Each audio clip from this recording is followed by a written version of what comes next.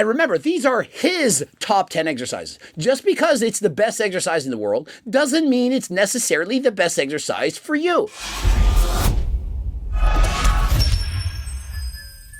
Coach Greg, in today's video, Chris outlines the 10 most important exercises that he feels will help him to build muscle. And remember, Chris Williamson is asking this off the top of his head, and so he may in fact have made a few mistakes. Squats. Why? Just overall leg growth. They help glutes, quads, like a large portion of the leg. That Barbell will really back help. squat. Barbell back squat. Super simple. And number 1, squats. And he says, why? Well, does he really have to explain why? We all know the squats are the king of all exercises. Perhaps the most important exercise for the entire body. If it's my whole life, I might actually do Smith machine squats because it'll help my knees be a little bit easier. Okay. Less stability, and people hate me for that, but I love squatting in the Smith machine. All right. Obviously, we knew Chris would have this on the list, but Chris adds this caveat, Smith machine squats, of which he says, I get a lot of flack for this. People, they like to make fun of me. But remember, this is for the rest of his life. And Chris, he's intelligent. He's trying to ward off injuries. And so he says, the Smith machine exercise, it's better for his knees and therefore a better exercise. And remember, these are his top 10 exercises. Just because it's the best exercise in the world doesn't mean it's necessarily the best exercise for you. And so for Chris, it's the Smith machine squat. For you, it might be a regular squat. And for someone else, it might not be squats at all. Deadlifts, just to get something that'll target my hamstrings. And so I don't have to take out another 10 of something too hamstring focused and glute and back focused. Next up, the deadlift. And notice he doesn't specify sumo versus conventional. And so people like to joke around all the time that conventional deadlifts are for real men and that sumo deadlifts are for snowflakes, cookbook, so on. What? But the reality is that either a sumo or conventional going to build a lot of muscle. And so what do I recommend? And I'm not Chris Bumstead, but I say choose the style of deadlift that's best for you. Whether it's conventional, sumo, or the trap bar deadlift. That's right, you know that one where you step inside the middle, go up and down. Whatever is more comfortable, that feels better, that allows you to do the exercise that you enjoy, that is the form of deadlifts that you should do. Pull-ups, so I can hit my back and biceps in one. Overhand, underhand? Neutral. And next on the list, you knew it was going to be there, the pull-up. And he asks, what kind of grip? Pronated or supinated? Chris's response, neutral. And so that's somewhere in the middle, like a hammer grip. And so Chris says this is going to target the lats and the biceps. And so it's a 2-for-1 special. And so to me, whether you do the exercise supinated or pronated or with a neutral grip, it's the same exercise, just targeting the back, the biceps, a slightly different angle. Incline dumbbell press. Uh-huh. I find incline's a little bit better on your shoulders. So if you're doing it's the only exercise you can do, you won't your shoulders as much. And next up, he selects incline dumbbell press, which will target primarily the chest, but also the front head of the delts and the triceps. And to me, that is a great exercise for him. For me, I hate it. I have a hard time getting the weights in place. It hurts my shoulders, and it's simply too dangerous. Remember, this is for the rest of your life. With my genetics and my physique, it's simply too hard on my body.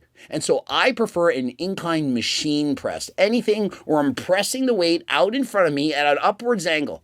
That causes less strain. I can concentrate on the mind-muscle connection better, and I'm much less likely to get injured. I don't have to kick up the heavy weights in place. It places less strain on my biceps, my shoulders, and so on. And so I more heavily favor machines. I love that. I've always loved that exercise, which is weird because incline barbell press is one of the most uncomfortable for my shoulders. Really? And I'd have to agree. Incline barbell press, I also don't like. Even dating back to when I was in my teens, early 20s, it still wasn't an exercise I was good at. And so remember, no matter how great your genetics are, I did in fact set the world record for the bench press, I still was not good at an incline barbell press, nor an incline dumbbell press. And so no matter how strong you are, your strength does very much apply to the exact movement you're training for. If you're very strong at flat barbell pressing, you may not be strong with the dumbbell.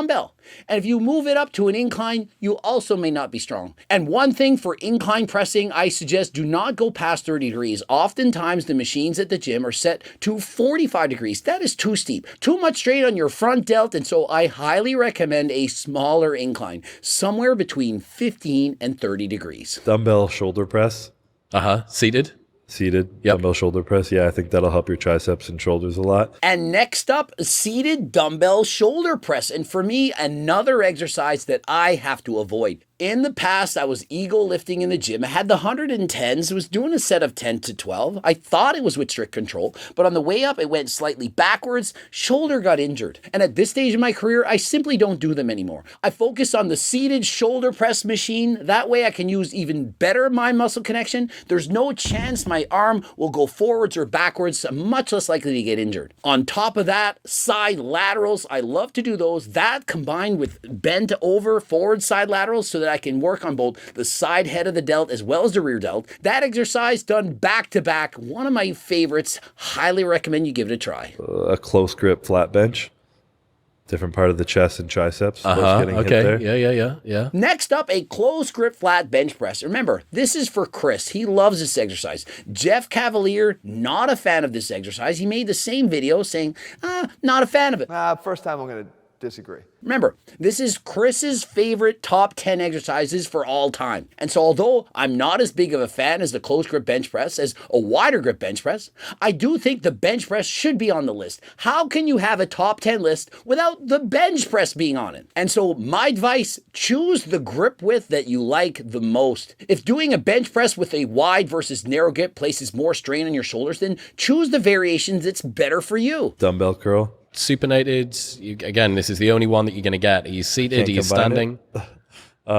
Standing supinated. And next up, he chooses another biceps exercise. Chris Bumstead himself has very weak biceps, and so clearly he's going to have a specific exercise to target this. Remember, he already stated the neutral grip chin-up so that he could work at both his lats as well as his biceps, but he's going to do standing supinated, as in you can hold a cup of soup, like so, supinated dumbbell curls. Whether you do them standing or seated, one arm at a time, two arms at the same time, it doesn't matter. It doesn't matter! The Rock knows it doesn't matter, and he doesn't even know how to train. Well, at least that's what the internet says. And so when I do standing dumbbell curls, I like to start with both arms at the same time, and I curl them to my side. I was doing these with Al Dura in Montreal. After getting to failure with both arms, you then do one arm at a time, and as I'm curling the weight up, I like to supinate up with my pinky ring going higher than my thumb. And the reason for supination is check out what happens to my arm. Right now, it's pronated, my palms are out,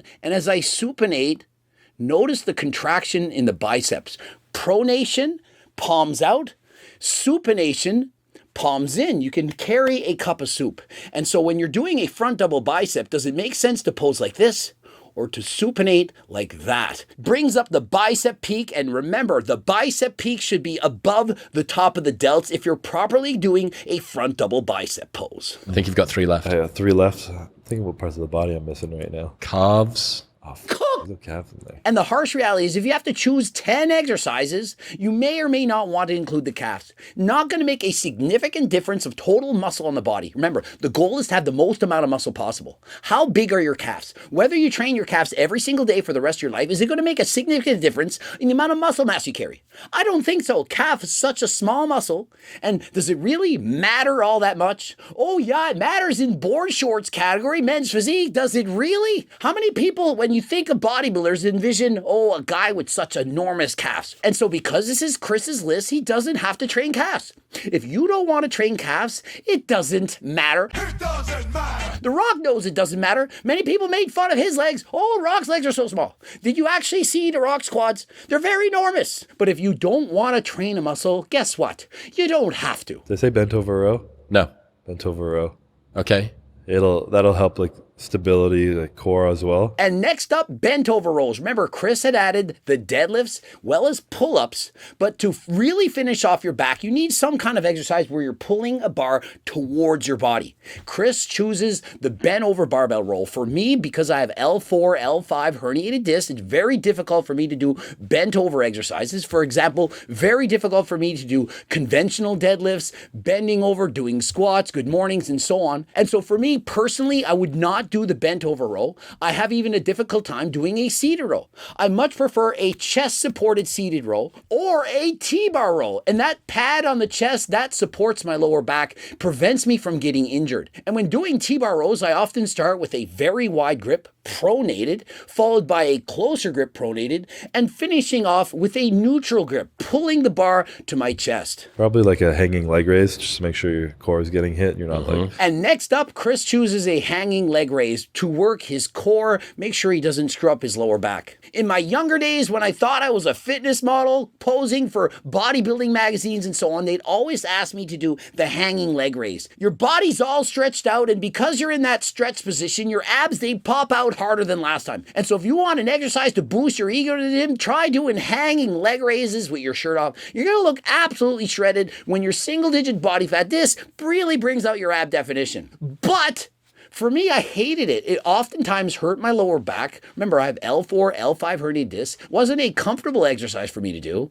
And so I simply wouldn't do it. I would not add training abdominals as part of my top 10 exercise routine.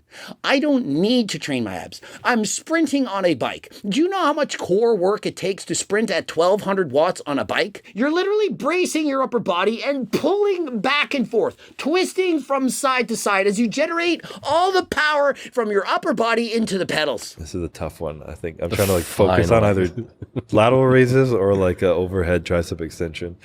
Because I haven't had a lot of like specific triceps. I would probably do lateral raises just to get some meaty delts over. And last but not least, Chris is trying to pick between lateral raises as well as his triceps. He says he hasn't done a lot of triceps exercises, but I would definitely disagree. The incline dumbbell press, the close grip bench press, as well as the overhead dumbbell shoulder press, clearly going to work the triceps. And so great final choice for Chris Bumstead. Who doesn't want to have barn door wide shoulders? Give you that illusion of a wider than last time X-frame. And so everybody knows doing side laterals is a great exercise to build wide capped delts. And if there was just one supplement that I would take for the rest of my life, GO2 Max, the main ingredient NMN shown in double-blind placebo-controlled human studies to make a dramatic improvement in your cardio, prove your heart health, ward off age-related illnesses. It was discussed on the Joe Rogan podcast featuring Andrew Huberman and others. And it's not just in older individuals, it's also in well-trained runners. And remember, it's not banned by WADA, but the FDA has banned it for sale on Amazon. But you can get GO2 Max by clicking the link in the description, heading over to my website, entering code Greg for 10% off. The tens of thousands of people who have bought this are noticing a dramatic improvement in their cardio, oftentimes on day one. The feedback is unbelievable. People are loving this. And also, if you're looking for deep discounts, you can purchase these in bulk. We offer up to 25 bundle packs to save even more money than last time. And remember, if you don't have any money, you can't afford Cookbook 3.0, 2.0, the first one, all the various books we have, you can still head over to my website because I'm giving away a free up to 50-page free diet and training program. All you have to do is enter your first and last name, email address. It's coming right over to you. And remember, it's free. And so perhaps you can't afford the cookbook. You can't afford GO2 Max, nor the training books or the Circle Diet book, My Life's Work, How to Lose Weight, Keep It Off for the Rest of Your Life. You may not be able to afford any of these, but what you can afford is a free diet and training program. Head over to my website right now, and if you're buying something, code Greg 10% off, and if not, get the free diet and training program.